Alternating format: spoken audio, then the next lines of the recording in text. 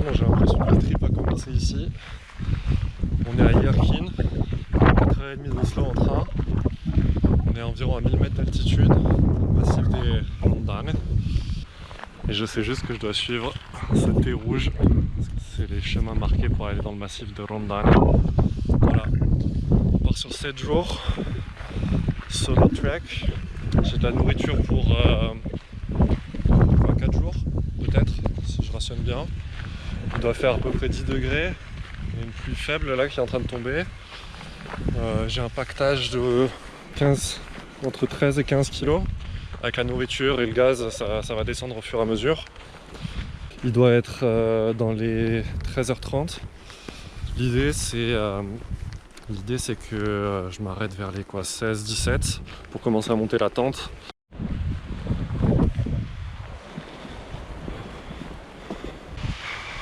Elle est jolie, hein. On irait bien s'y baigner, mais elle doit être à 4 degrés. Là je sens le vent qui commence à faire des grosses rafales. Je m'attendais pas à avoir autant de vent en fait. La pluie ça me dérangeait moins parce que je suis bien équipé. Par contre ce qui me fait peur c'est du gros vent avec la tente. Et je connais pas encore cette tente vu que je viens de l'acheter. Donc je connais pas bien sa résistance, mais je crois pas qu'elle soit faite pour des grosses rafales. Donc je vais faire attention à ça. Et on va essayer d'être intelligent.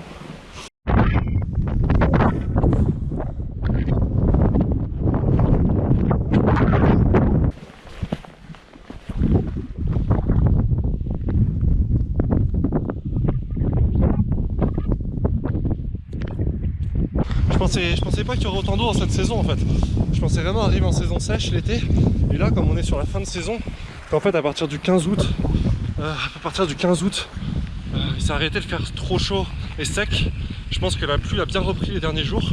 Et à mon avis ça a dû remettre de l'eau sur tous les cours d'eau. Je pense qu'elle est potable hein, vu comme ça doit bien filtrer ici avec les minéraux.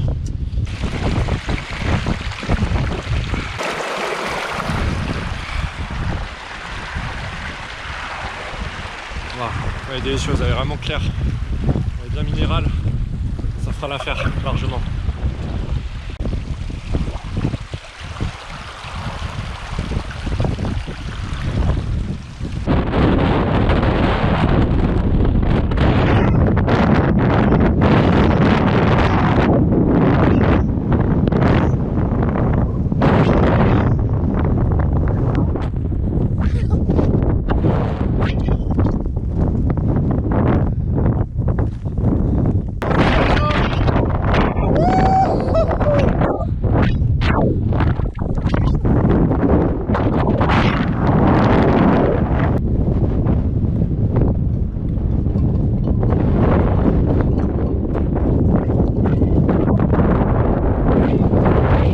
Le mec m'a indiqué dans le dernier refuge, on passait la partie pelée et on arrive dans une vallée avec une jolie rivière qui coule. Je sais pas si on arrive bien à voir au milieu. Et je vois surtout des arbres. Et les arbres ça veut dire que je vais pouvoir m'abriter derrière, être à l'abri du vent. Rien que d'être dans la vallée, là je sens que là, on peut m'entendre clairement. Et j'ai vraiment plus autant de vent.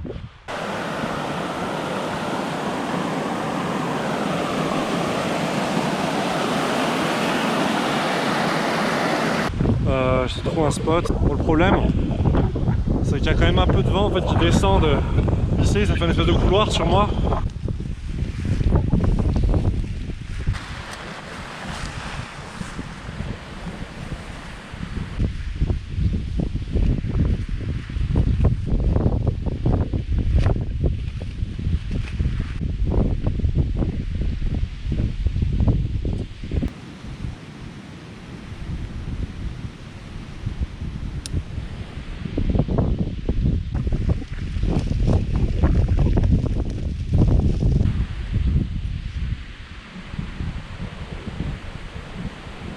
J'ai rajouté des raccords de chaque côté, pareil pour le vent.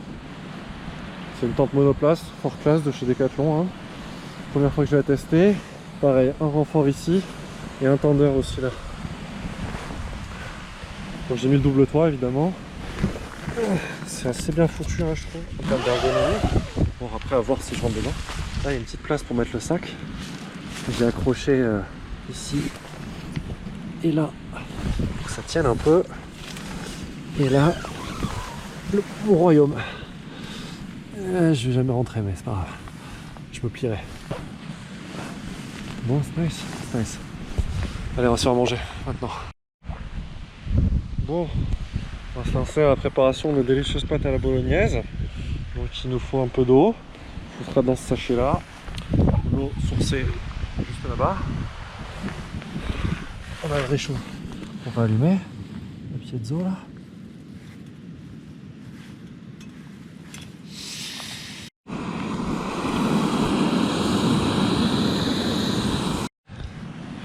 C'est good. Le repas est servi sur la petite table.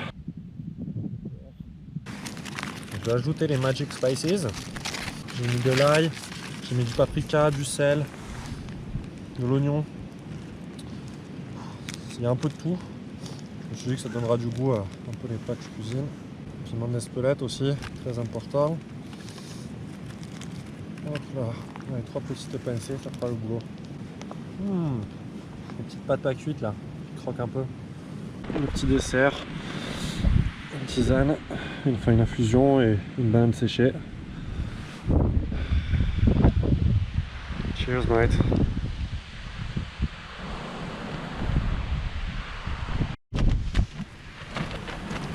Bon, il est 6h30, 6h30 du mat, je pense. J'ai quasiment pas dormi de la nuit. Enfin, des micro-sommeils de 20-30 minutes. Parce qu'il y avait beaucoup de bourrasques de vent. Ça tapait pas mal sur la tente. C'était pas facile de dormir comme ça.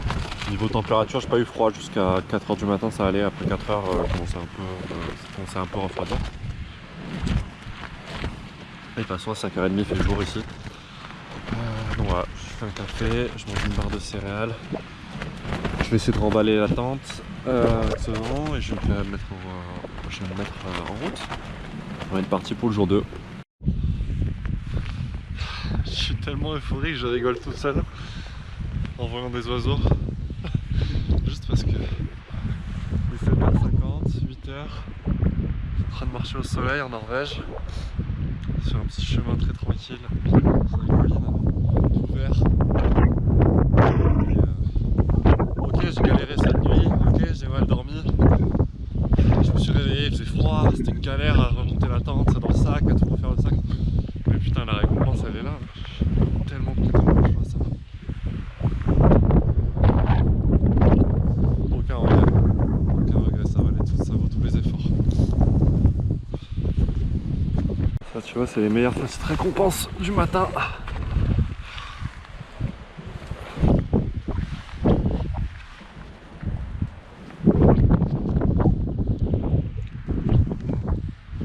Je me laisse là 2 heures. Je mange pendant 2 heures.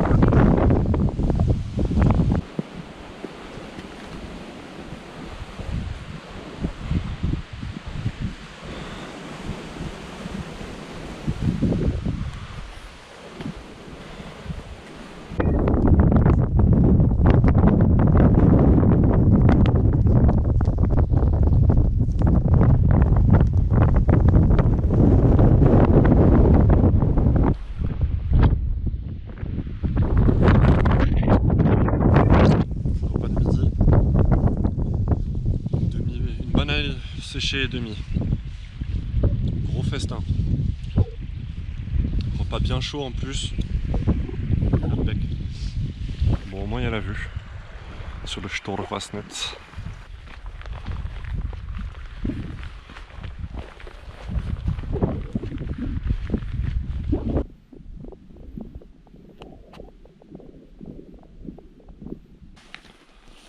Je viens de rentrer dans Tiens, Hutte. Allô?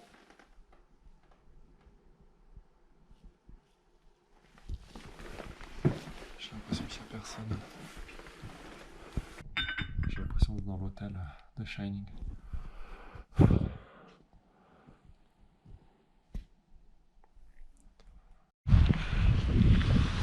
Jour 3, il est pile 9h30 et je quitte le refuge de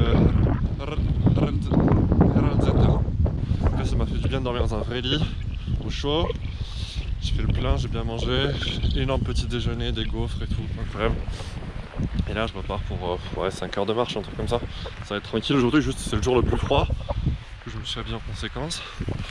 Et on va marcher jusqu'à Thoralzeter, qui était l'objectif d'hier mais que je pouvais pas atteindre. On adapte, c'est comme ça.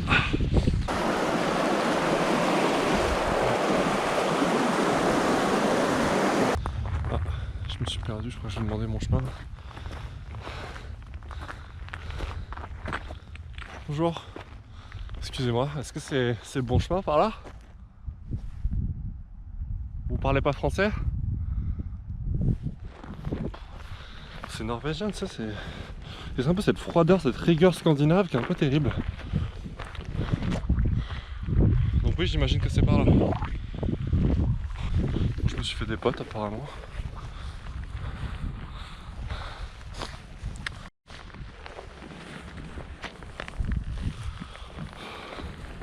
Allez, pas trop, on y va doucement.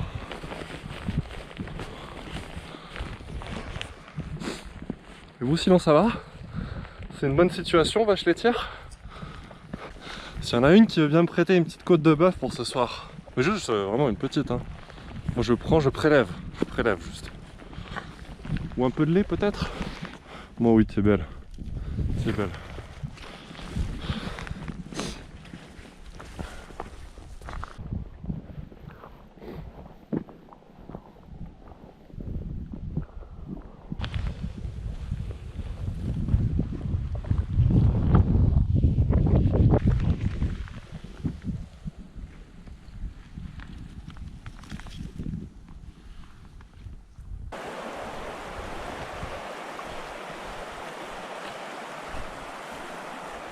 Donc nous on vient de Haverdalzeter et nous on va là.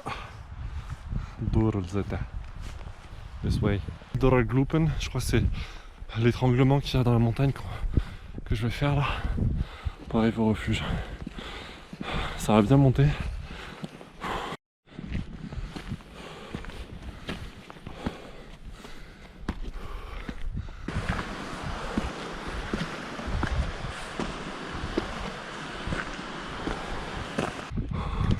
On s'est fait une bonne partie du col là. Il y a de l'eau qui passe en dessous. C'est souterrain. Et allez, on arrive au bout.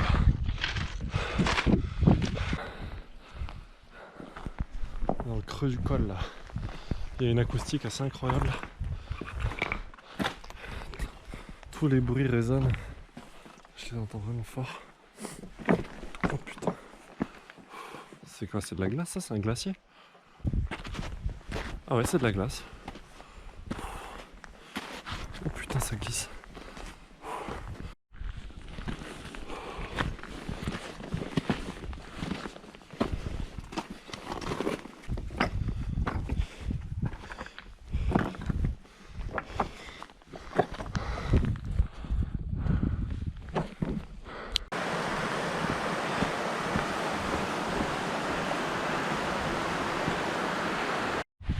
Ok, bon j'ai plus beaucoup de batterie.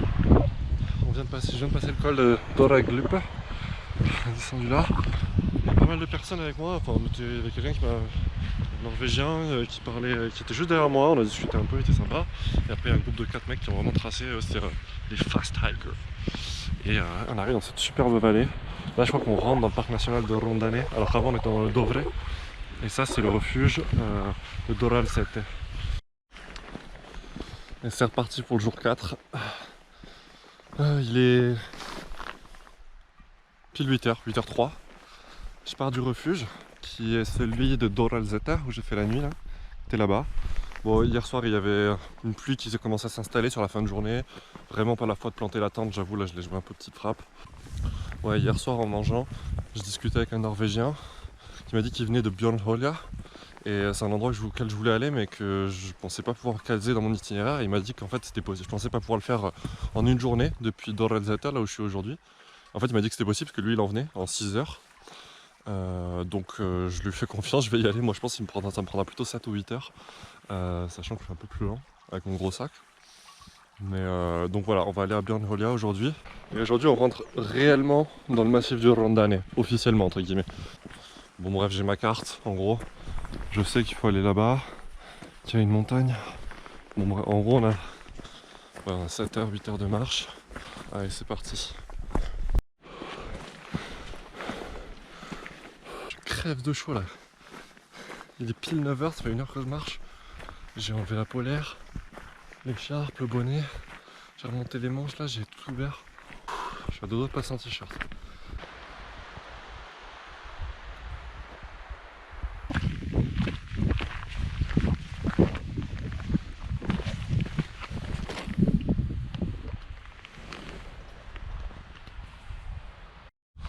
Bon, check, il est 10h30, ça fait 2h30 que je marche. Depuis tout à l'heure, en fait, je pensais que j'allais prendre le chemin qui partait là-bas, qui est très ensoleillé, pas de nuages. Et là, putain, je viens de me rendre compte qu'en fait, je vais me taper la brume, l'ombre et les nuages. Bon, on va kiffer, hein. On va kiffer.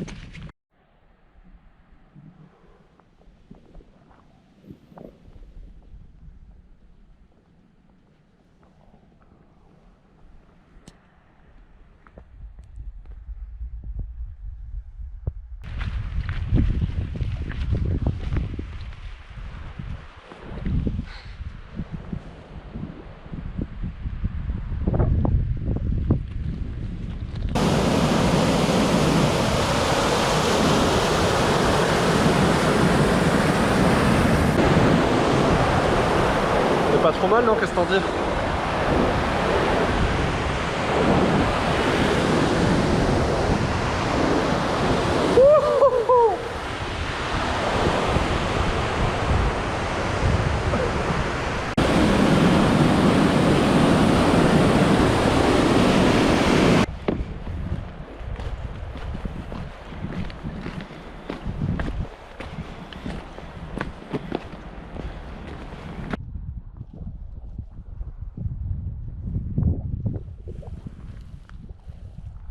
Je suis arrivé au refuge de Björnholja, qui est là-bas. Je me suis arrêté, il est super beau, il est vraiment hyper bien entretenu.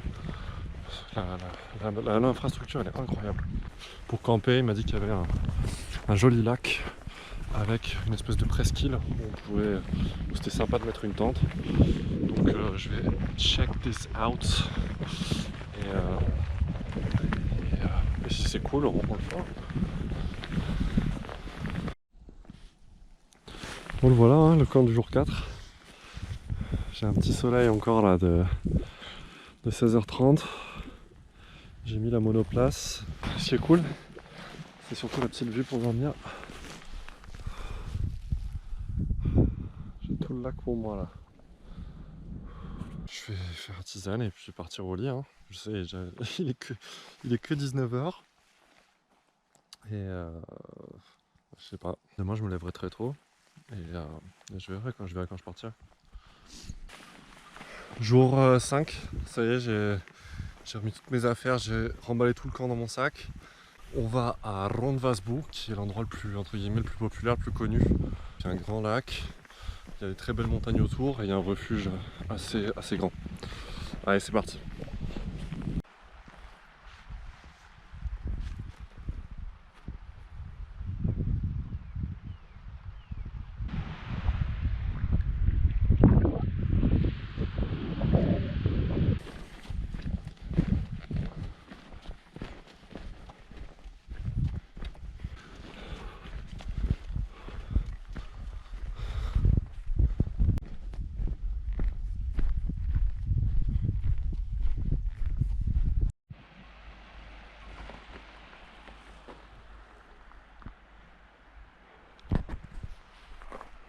Ça y est, enfin arrive à Rondvassbourg. Il est 16h30, c'est le jour 5, toujours. Le refuge où on était tout à l'heure, il était juste là, en bas, Rondvassbourg. Donc je fais un tour, c'est joli. Je prends un jus de pomme, un paquet de chips. Des petits plaisirs de la vie comme ça. Ouh, on fait des folies. Je me suis trouvé cette petite rivière là. Quand j'ai repéré le spot quand je suis arrivé depuis cet endroit là tout à l'heure. Et il y a ce petit camping spot qui m'avait l'air parfait, côté de la rivière, trop belle. Bon, on va poser, hein. On attend que l'eau elle bout. Au menu, on a un romain qui a très faim, une soupe végé, tomate, poivron et pâtes. Et après, ça c'est l'entrée, et après purée de pommes de terre à la viande hachée. Merci Decathlon. Non. On va voir ce que ça donne. Bon, en attendant, la vue est pas dégueu. On fait le dernier rayon du soleil. Parce qu'après, on se fait. Dès que le soleil tombe, on se fait vachement chier. Je me fais vraiment chier. Parce que t'as pas envie de rester dehors, il fait froid tout de suite dès qu'il n'y a plus de soleil. Et si tu vas te coucher trop tôt, tu sais que tu vas te réveiller à 3h. Dans tous les cas, tu te réveilles à 3h, mais tu sais que tu vas mal dormir, quoi. Faut bien gérer son temps. J'aurais dû prendre un livre, c'est une grosse erreur de ma part, j'ai pas pris. Voilà. Jour 6, il est très exactement 8h47. Je laisse Rondvassbourg derrière moi. J'ai sorti le camp et tout, la nuit était plutôt ok, on va dire. Et là, bizarrement, je marche effectivement sur une route parce que je me dirige vers la sortie du parc doucement. Du coup, ce que je fais, c'est sur les 2 prochains jours, je vais faire là une première ville qui s'appelle Museter, enfin un village, j'ai l'impression, qui est vraiment aux bordures du parc.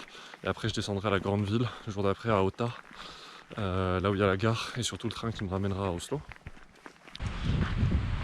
Est-ce que je vais me faire des potes là aussi? Hey guys, à tes souhaits, à tes amours. Ça va, vous avez passé une bonne nuit vous? Pas trop froid, ouais?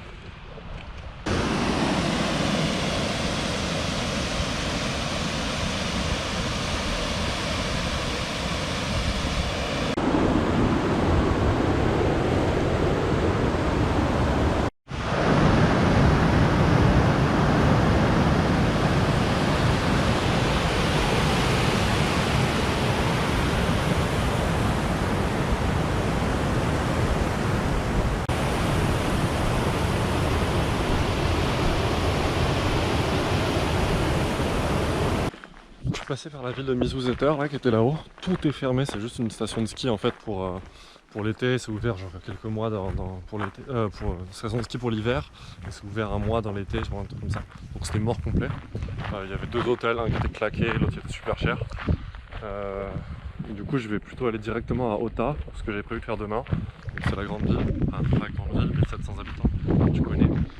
Et ma carte fonctionne plus vu que je suis sorti du parc national. Du coup YOLO. Hein. Là c'est Google Maps.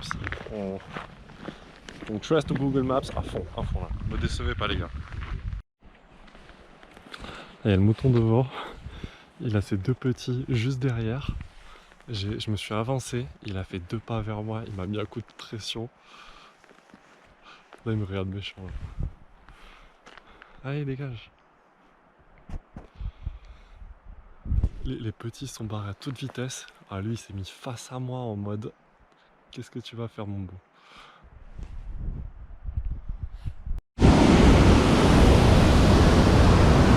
Merci Google Maps.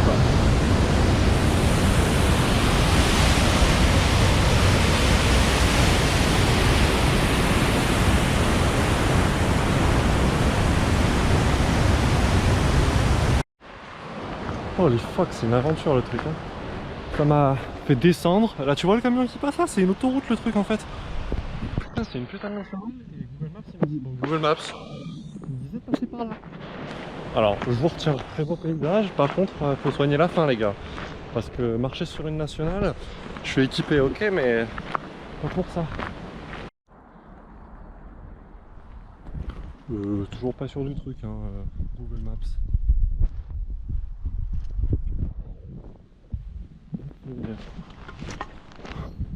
Putain, pas sûr, hein.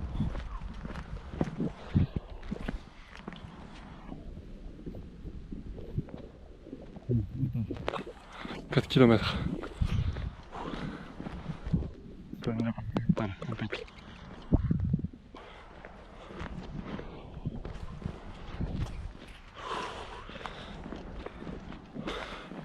Ça c'est de l'aventure, hein. Ce qu'on voulait, ce qu'on a eu, hein. Je sais pas pourquoi je pense cet accent de merde. La fatigue, je commence à frire. Plusieurs dans ma tête. Il y a des conversations à l'intérieur. C'était censé être la journée tranquille, hein. Genre, on arrivait dans une petite ville, petit repas de midi, chill, une bière, on trouve un petit hôtel, peinard. Je suis parti exactement à quoi? Attends, on est parti à quelle heure ce matin? 8h30, un truc comme ça? Putain, ça fait 6 heures maintenant que je marche là. Oh, j'aurais fait plus de randonnées en dehors du parc qu'à l'intérieur, quoi. Après c'est beau, hein, mais...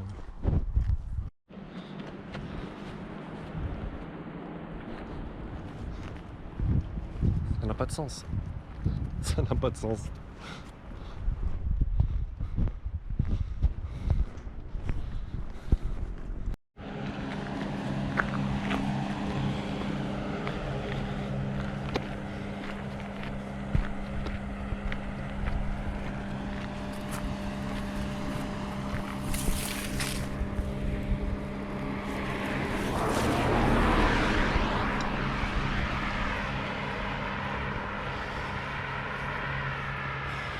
We made it. Putain, enfin un retard. Reste à trouver un hôtel.